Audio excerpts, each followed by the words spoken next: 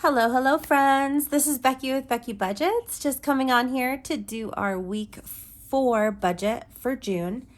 For those of you who are new to this channel, as I have some new subscribers, my husband and I are currently on a journey to pay off $69,000 worth of debt in order to possibly get into our first home within the next 5 years. If that's something that you're interested in following, please go ahead and subscribe to this channel. And for those of you who just enjoy watching this content, go ahead and hit that like button because it helps me out a lot. To those of you who have been with us for a while, thank you so very much for the well wishes. Luckily, my husband did not end up testing positive, so we have been kind of isolating, but thankfully, I'm feeling a lot better. So I did decide to post all my health updates on Buy Me a Coffee, which is linked below, just to keep that information off of the budgeting channel, because I know a lot of you aren't here to listen to that kind of stuff. So let's go ahead and get started. Today, I'm going to go ahead and budget for my husband's June 23rd check. And he gets paid weekly and I get paid monthly. My paychecks come in the very first day of the month. So we substantiate our income with my husband's weekly paychecks. So let's go ahead and put it here. Now, one thing we did notice last week is that when he does not work and he's getting sick time or vacation time placed, he doesn't get that overnight differential. And because both he and I were sick this week, he did miss work 2 nights or 3 nights, I'm not sure. So I'm not expecting to get that overnight differential. And I'm going to mimic our income from last week, which was the $681.09. And I'm just going to bring that down to $680 so that we're not kind of blindsided by anything. And, extra money is always good, but less money kind of makes us have to do adjustments to the budget. So rollover, I am currently on a little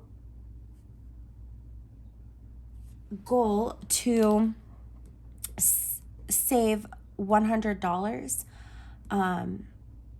in each of the accounts for buffer purposes. Currently, we do have 2 different amounts. Just the way things have kind of broken down, I think that my goal for this month is to get $50 buffers in both of the accounts. And then hopefully next month we can go ahead and substantiate that. So this week we are budgeting to use money from savings. It is time to get my dog's Chewy subscription for their treats and dental chews. So that's $56. Now when I add these together, we're working with $736.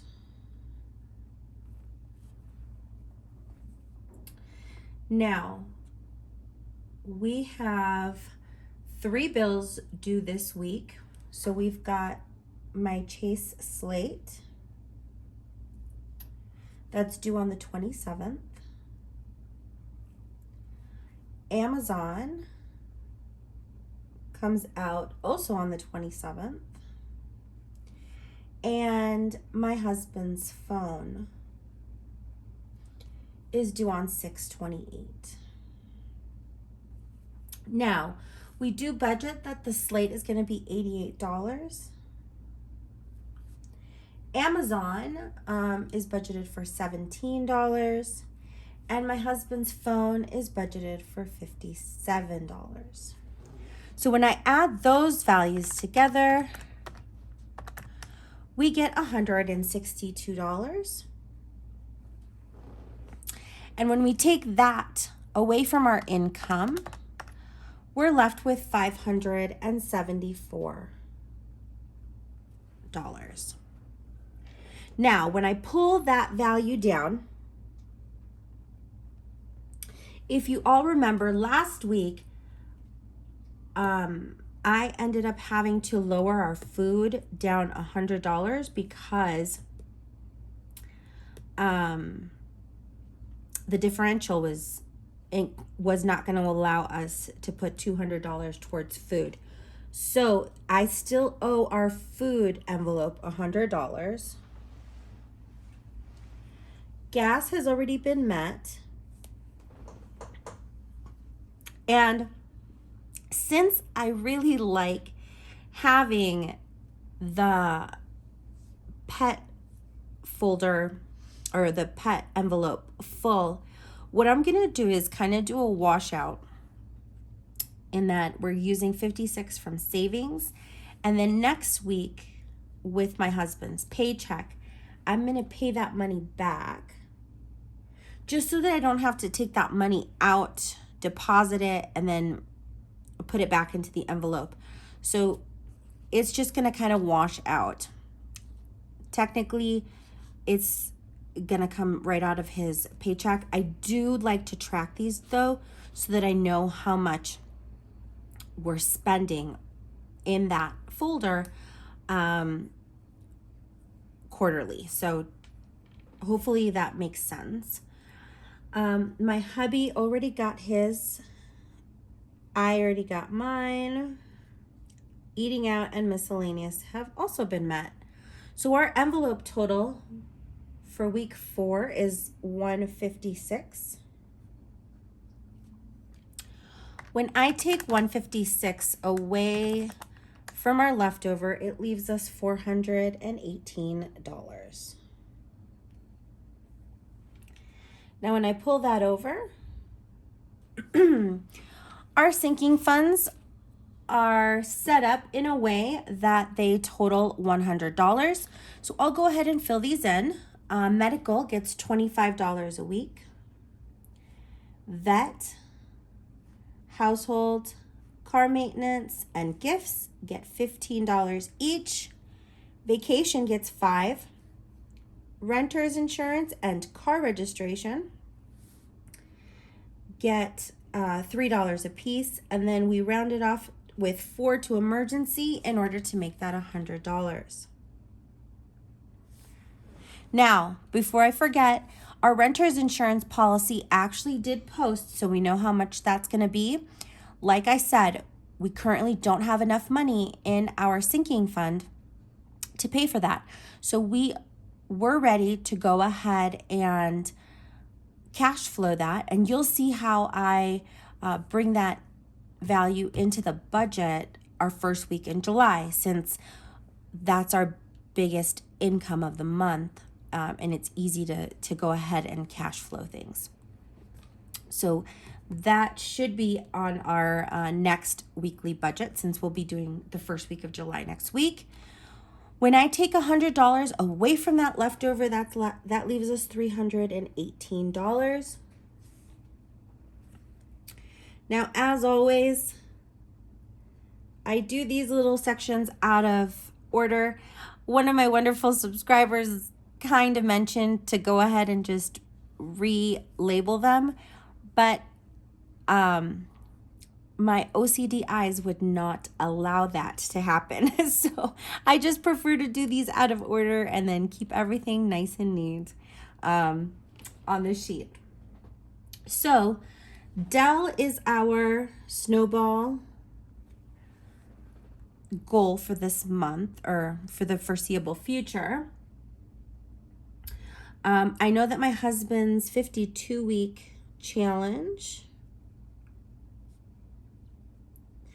is $25 this week. Now, with this overage that we have, I don't know if you all remember, but I do owe $100 to this savings because I pulled it when I had to overpay for Advantage.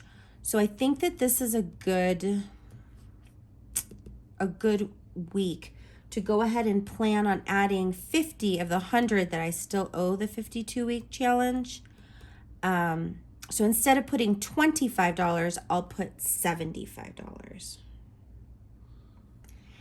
And reasoning behind that is that this challenge is actually in there to help us with our moving funds. And it is highly likely that we're going to be moving in August. So I just want to make sure that all the money that we're going to need is available. So I'll put a spot for the 20-pound challenge, which I always budget 0 up front. And then our buffer. So, based on my calculations, in order to get both accounts to $50 with a $50 buffer, we need to put in $48 into our buffer to make that happen. So obviously that may change as the week goes by, but right now my calculations are that we need $48 in our buffer in order to get to that goal of $100 in our buffer. So when I add these two values together, I know that I need a savings total of $123. Now, going back to the extra debt, the $318 minus the $123 going into our savings gives us $195. So we'll go ahead and put those $195 towards the Dell. That'll leave us that $123 that we need for down here. And then $123 minus the $123 equals the zero-based budget.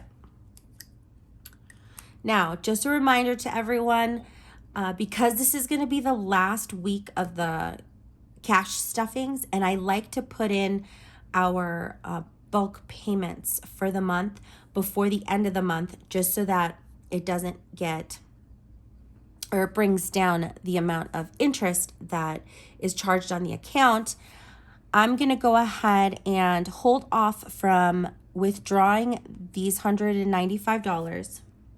And also, since we're doing a 2-week cash stuffing, I'm also going to hold off on taking out the $40 from last week. So the money that we've already saved is getting deposited and then added to this amount and the 40 from last week so that we can make a full payment. I will be going over exactly how much we paid towards the Dell during our June recap. So as always, let's go ahead and check my math. So I'm projecting an income of $736 minus our bill total, minus our envelope total, minus the 100 to the sinking funds, the 195 to Dell, and then last but not least, the $123 to savings. So that does give us that zero-based budget. What I mean by zero-based budget is that every dollar in my budget has a purpose, which takes the guesswork out of, thinking we have more money in our account than we actually do, as everything already has a purpose. That being said, I'll be back on Wednesday with our week spending update. As you know, we've been sick, so I'm actually very happy that we're probably going to be able to rack up a lot of no spend days on that calendar. Thursday, we'll go ahead and do our actuals number. And on Friday, I'll be doing a 2-week cash stuffing. So it'll be more than usual. As always, thank you so very much for taking the time out of your day to watch this content. I appreciate each and every one of you. And I hope that you all have an amazing day. To all of our fathers out there, happiest of Father's Days. I know that you are very important and very appreciated. So happy Father's Day. I hope everyone else has an amazing day, and go ahead and take care. I'll see you soon. Bye.